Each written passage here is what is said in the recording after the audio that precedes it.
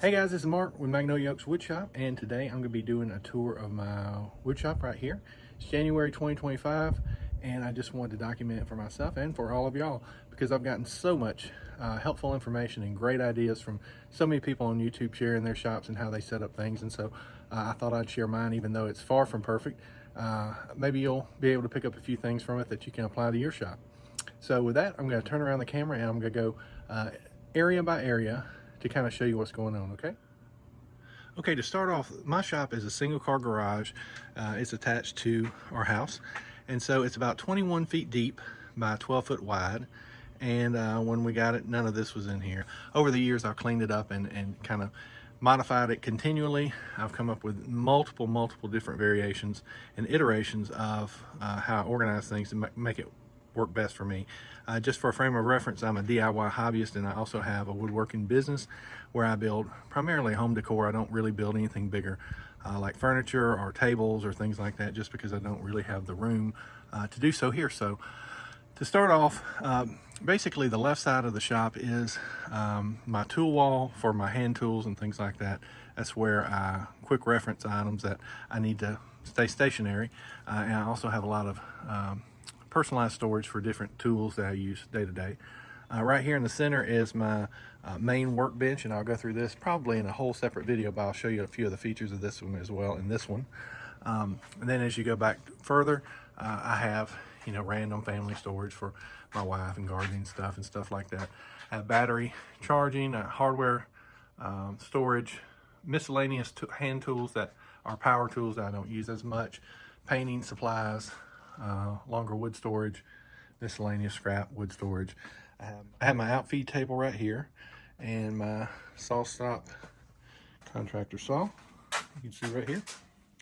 And then looking back on this wall is my primary power tool storage wall right here. I have a fan up there, which is very important in South Louisiana. I have miscellaneous storage for bits and things like that. I have my planer on a pull-out drawer, vacuum, miter saw, chargers, screw storage, things like that. And then here's the other side of my cart right here. So with that, I'll start section by section. Okay, to get started, I'm just going to do a quick overview of this main workbench. This is where I do a lot of my primary tasks day to day, and it's worked out really well. It's purpose built for me and what I specifically do. But on here, you'll see that it's 74 inches long by 33 inches wide, and we have the integrated T-Track system from Kreg that allows you to use these hold down clamps right here either way. And I found that this is just super handy. It's kind of a pain to install initially, but it works out great, and I'm very happy that I did this. I'd like it on both sides actually if I ever build a bigger one, but I would like this to be ideally a 4x8 sheet of plywood size, but it just doesn't fit in my shop. One thing that I really like about this bench, being as it's so production oriented, is that I don't have any drawers on here, but I have these openings. And this is from the first time that I saw it was from Ron Paulk. He has an awesome channel for workshop organization, and just being really efficient in your shop. And this is just basically an opening, so you can see it's just miscellaneous stuff under there, things that I need to get to quickly.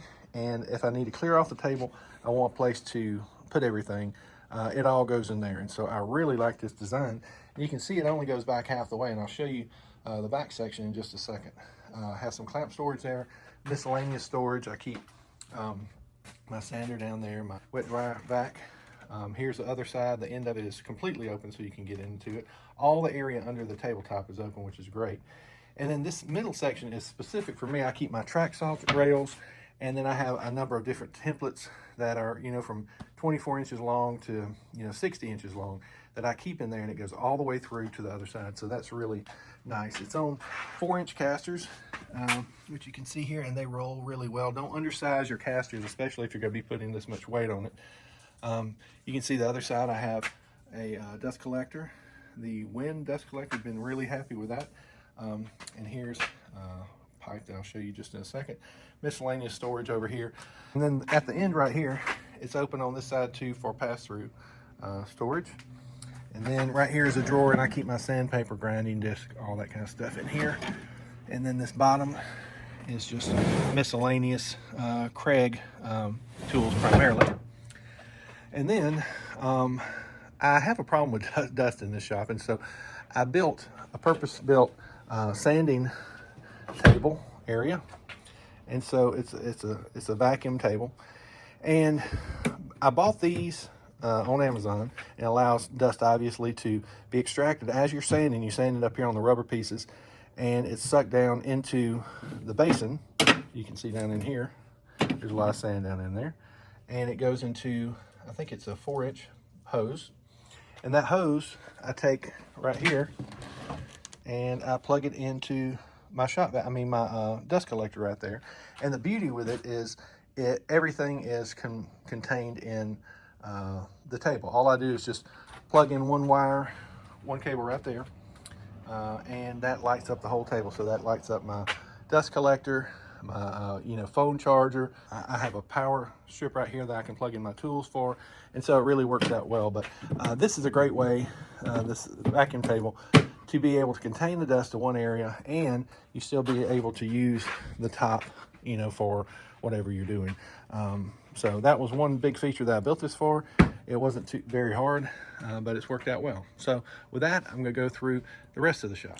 Okay, starting down the left side of the wall, I wanted to maximize my wall storage space as best as I could. And you can see up top, I have a single shelf where I store different miscellaneous items I don't need to get to very often. I have a magnetic roller. I have a roller which can catch material coming off, longer material. Right here, that's a Harbor Freight one. I have my Kreg jig. Then I have an air hose, which is super handy, and an extensible, power cable. I have my trusty California Air Tools compressor. I have everything over in the corner where it's accessible, out of the way. Then up here I have my fire extinguisher, my levels, my shop vac to blow out the shop because I have a problem with dust in here. And then this is my main workbench that I built first when I moved into the shop. And it's just two layers of 2x4s glued together, and it's very, very heavy. It's propped up on the wall at an angle, so I have the bottom area as accessible. And then I have a roll of vacuum hose that I used to use, but I don't really use anymore. I need to move that out to make space for other things. Carpet that I use to work on delicate items. I have a little makeshift air conditioning cart right there because it gets very hot here in the summer. Then I have a roll of paper underneath there, miscellaneous things, wood storage, drawer storage, just miscellaneous garden stuff. And then on this wall, you can see I have a lot of my nuts and bolts, my ratchet sets, miscellaneous fluids.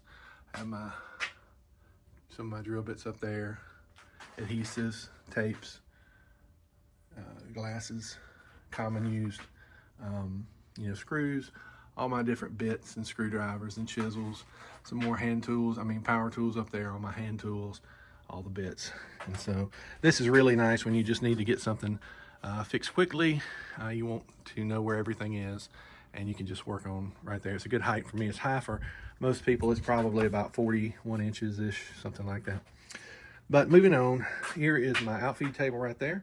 In the top drawer, I have accessories for the table saw. Next drawer is PPE. The next drawer is miscellaneous supplies, and the bottom is painting stuff.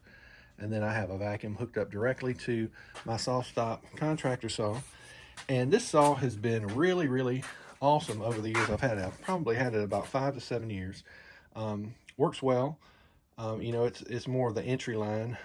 However, it has a 1.5 horsepower engine. Probably my second upgrade that I'm going to do in the shop is I want to get the 3 horsepower PCS cabinet saw, because mainly what I cut is 3/4 inch oak, and it will cut it, but it bogs down a lot and it'll flip the breaker or whatever it might be. And so that's what I would love to do, is upgrade to that. But this has been an excellent saw. If you're looking at a table saw and you don't have the money for a big cabinet saw, I highly recommend this one. It's flexible. I don't move it, but I've been really happy with it. It's easy to use. And then right here is just miscellaneous junk. some wood storage that's precariously hanging over. Just miscellaneous chargers. You can see power tools. I don't use that often. Again, I want to use as much vertical space as possible. TV, where I watch football games, basketball, that kind of thing. Miscellaneous painting storage, hardware. And then this is wood storage. This over here is where I would hope to one day put a CNC. I'm really interested in getting one of those, but we'll see when that comes about, because I have a few other things I'd like to get in this shop before I invest in the CNC. Number one is split AC. I would love to get that in there, right up there, kind of in that space. And then second would be the table saw, and the third thing would be the CNC over here. So we'll see how that goes. So I have a bunch of long wood storage, and then over here you can see that I have my main power tools that I use day to day. I'm mainly on the Milwaukee and mainly DeWalt platforms.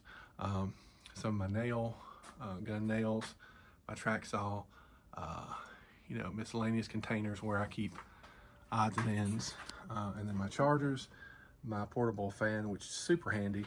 I have a lot of specialty bits over here and specialty measuring items over here. And here's my trusty DeWalt miter saw. I love this. It's worked really good. It's not good for dust collection, but it does okay otherwise. And then here's my DeWalt. Well, I can't pull this out. I've got a bunch of stuff under there. But my DeWalt planer, the 735X. And the great thing about this location is that you can just pull it out when you need it, and then I have a piece of wood that I prop under the front of it, and it keeps it steady and it's out of the way. You don't have to constantly pick it up. Just make sure that you get heavy enough drawer sliders to hold that, because it is very heavy.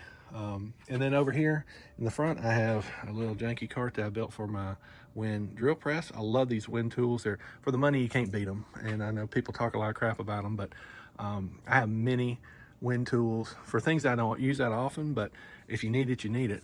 And so I love this one. I've started using a lot more on recent projects I'm doing. I have a menagerie of different clamps. I'm going to be redoing that section completely because my types of clamps I use has changed.